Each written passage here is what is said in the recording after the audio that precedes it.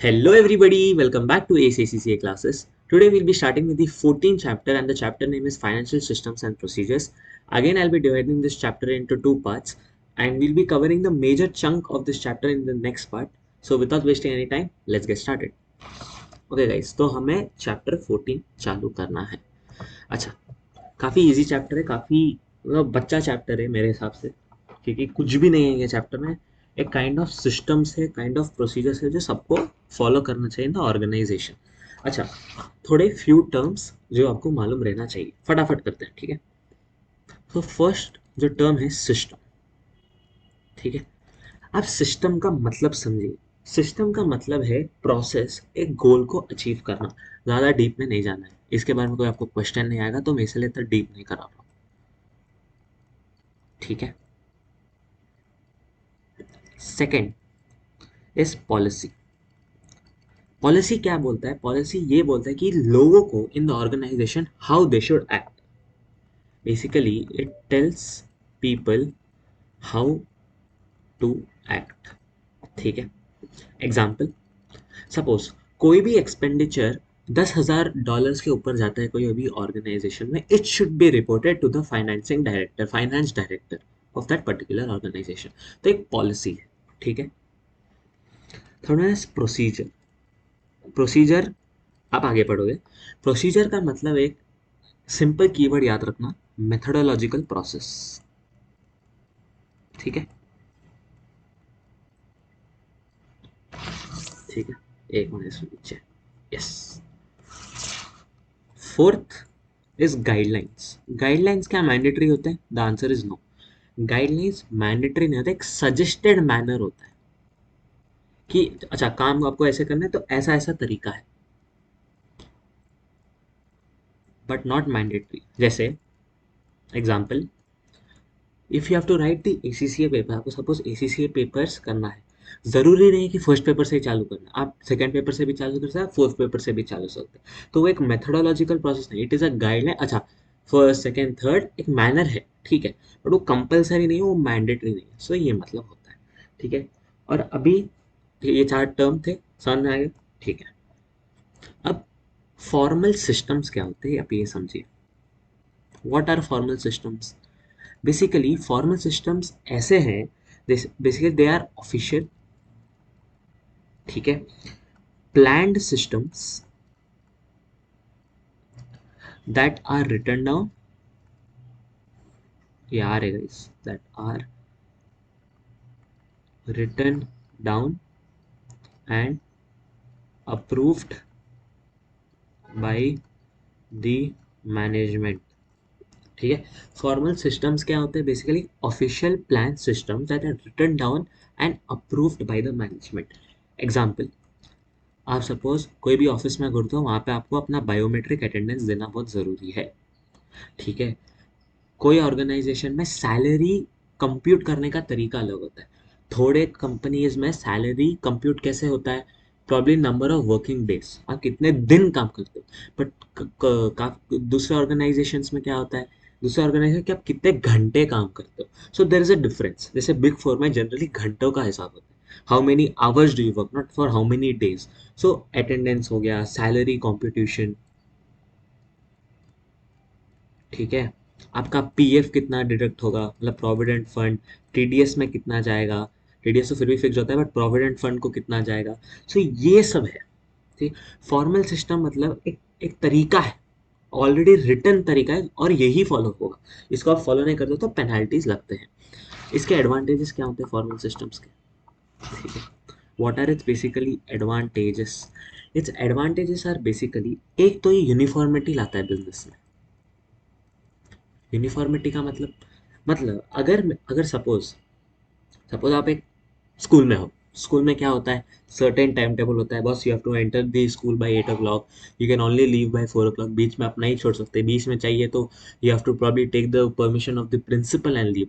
तो एक यूनिफॉर्मिटी है. प्रॉब्ली ओपन गेट कॉलेजेस में ऐसा नहीं होता है, राइट. एक यूनिफॉर्मिटी से क्या हो जाएगा? कोऑर्डिनेशन हो जाएगा, ठीक है. और जो भी सपोज स्कूल ही ले लो, स्कूल में जो नए स्टूडेंट्स है, it is much more easier for them to adapt. because it is already written down and you cannot manipulate those particular rules and regulations. Easier to adapt. समझ में आ गया? ठीक है. एंड अब कंपनीज में देखो, मैंने बोला सैलरी कंप्यूटेशन. अगर सैलरी सपोज पूरे ऑर्गेनाइजेशन में यूनिफॉर्मिटी है कि salary will only be computed by the number of working days and not hours. तो ऑडिटर को भी सपोज ऑडिटर चेक कर रहा है फाइनेंशियल स्टेटमेंट में, अच्छा एक प्रॉफिट एंड लॉस स्टेटमेंट में गया, सैलरी में देख रहा है, अच्छा सैलरी में इसका सपोज इतना एम्प्लॉयज का कॉस्ट है, ठीक है, तो वो नंबर ऑफ वर्किंग डेज है, नंबर ऑफ वर्किंग, उसको ऑलरेडी मालूम है, अरे यार ऑर्गेनाइजेशन तो नंबर ऑफ वर्किंग डेज पे ही करता है. सो ऑडिटर्स को क्लैरिटी मिलती है. ठीक है, तो ये है बस. ठीक है, अब ठीक है, अब आपको समझना है there are various kind of systems. Purchasing system, भाई हम ऑर्गेनाइजेशन में हैं, अब हम क्या पढ़ रहे हैं, फाइनेंशियल सिस्टम्स एंड प्रोसीजर्स. तो क्या होता है, सेल सिस्टम होता है, परचेस सिस्टम होता है, कैश मैनेजमेंट सिस्टम होता है, पे रोल मतलब सैलरीज को आप एम्प्लॉयज को सैलरी कैसे देते हो उसका एक सिस्टम होता है. तो वेरियस सिस्टम्स है. ये मेन कोर टॉपिक है ये चैप्टर का. ठीक है, काफी इजी चैप्टर है, फटाफट हो जाएगा.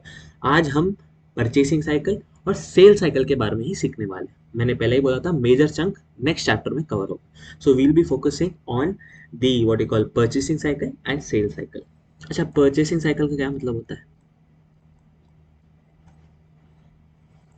ठीक है, परचेसिंग साइकिल मतलब मैं एक बिजनेस ऑर्गेनाइजेशन हूँ. ठीक है, मैं सपोज एक ट्रेडर हूँ समझो. ठीक है, मैं सिर्फ माल इधर से लेता हूँ, माल उधर बेचता हूँ.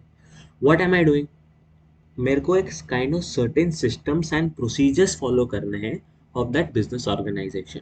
मैं जाके सपोज मैं ये सपोज फोन है, मैंने को कॉल, भैया ये क्या 3 kg इधर भेजना, सपोज ACCC पे 3 kg भेजो. ACCC नहीं बट सपोज XYZ नाम से, ओके 3 kg ऑफ वीट भेजो. ऐसा नहीं होता है. Right now there are certain kinds of formal systems and procedures probably a particular business organization has to follow. थोड़े ऑर्गेनाइजेशंस में होता है कि आप कॉल करके ही ऑर्डर दीजिए, थोड़े में होता है कि आप मेल करके दीजिए, थोड़े में होता है कि we will come to your particular outlet and then we'll take the order from you. So there are various kinds of process we have to understand over here. ठीक है, so first step of purchasing cycle is something called as requisition. अच्छा, requisition का क्या मतलब होता है? Suppose एक business organisation है, हम सब एम्प्लॉयज है, वो बिजनेस आप और मैं एम्प्लॉयज है बिजनेस ऑर्गेनाइजेशन के. हम डेली काम करते हैं, हमारा पेन पेपर का सपोज काम है, पेन पेपर मतलब स्टेशनरी का काम है. स्टेशनरी अभी ऑर्गेनाइजेशन में खत्म हो रही है, it is not available. So मैं जाके डायरेक्ट मंगा नहीं सकता हूँ on the behalf of the company, ये तो गलत हो गया. So this process is called as requisition. Now as employees, as me and you, we both are employees, हमको है कि भाई स्टेशनरी अवेलेबल नहीं है, we need stationery. So what we will do is we'll go to the purchase department, go to the purchase department. वहाँ पे उनके पास एक डॉक्यूमेंट रहता है, ठीक है, which is called as purchase requisition document. इसमें हमारी रिक्वायरमेंट होती है, हमको क्या, हमको पेन चाहिए, पेंसिल चाहिए, इरेजर चाहिए, ये सब परचेस रिक्वेजिशन डॉक्यूमेंट में कंटेन होता है. ठीक है, और ये document we send it to the purchase department of that particular organization. This whole process comes under the requisition part. ठीक है, the second one is ordering. अच्छा, परचेसिंग डिपार्टमेंट के पास आ गया. परचेसिंग डिपार्टमेंट का काम क्या है, इसको ऑर्डर करना. ऑर्डर कैसे करना, क्या ऐसे कोई भी सप्लायर से उठा ले, नहीं. It should check various suppliers, कौन उनको सबसे अफोर्डेबल अट्रैक्टिव प्राइसेस पे उनको दाम पे बेच सकता है, उनसे हमको ऑर्डर करना चाहिए. नॉट ब्लाइंड ऑर्डर, हमको we have to basically evaluate various alternatives and then we have to order. So ordering. ठीक है, अच्छा आपने ऑर्डर कर दिया, उसके बाद अच्छा आपने ऑर्डर कर दिया तो गुड्स रिसीव हो गए आपके पास. ठीक है, आपके पास पेन, पेंसिल, इरेजर सब आ गए. So the third is goods received. एक मिनट, ठीक है, गुड्स रिसीव्ड. फिर गुड्स रिसीव के बाद क्या होगा, आपको पेमेंट करनी. अच्छा गुड्स मेरे पास आ गए, मुझे पेमेंट करनी है. पेमेंट के लिए क्या आएगा, पेमेंट से पहले क्या आएगा, इनवॉइस आएगा। इनवॉइस का मतलब बिल, आपने कितने इरेजर्स लिए, कितने पेंसिल्स लिए, उसका एक बिल आता है। ठीक है, तो वो बिल में ये सब लिखा हुआ रहता है। So the next step is invoice received. ठीक है, समझ में आ गया। अब जो मैं एज एन ऑर्गेनाइजेशन हूँ, मुझे मेरे बुक्स ऑफ अकाउंट्स में तो ये दिखाना है। तो जब इनवॉइस रिसीव होगा, मुझे ये इनवॉइस को मेरे बुक्स ऑफ अकाउंट्स में रिकॉर्ड करना है।